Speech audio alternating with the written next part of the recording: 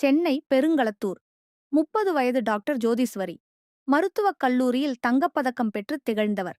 மக்கள் அவரை தெய்வம் போன்ற டாக்டர் என்று பாராட்டினர். 10 மாதங்களுக்கு முன்தான் திருமணம் நடந்தது. அன்பும் புதிய கனவுகளும் நிரம்பிய வாழ்க்கை ஆரம்பம். ஆனால் யாருக்கும் தெரியாமல் இருட்டடிப்பு காத்திருந்தது.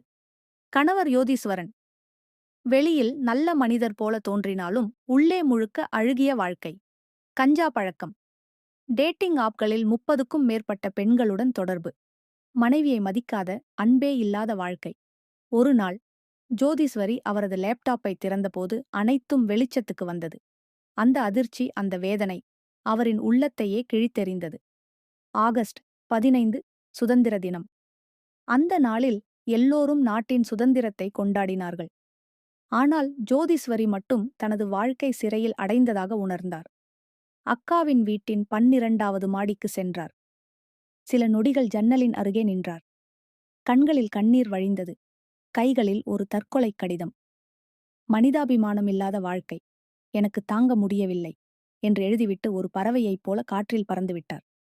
ஒரே ஒரு குடும்பத்தை மட்டுமல்ல, முழு சமூகத்தையும் அதிர்ச்சியில் ஆழ்த்தியது இந்த சம்பவம்.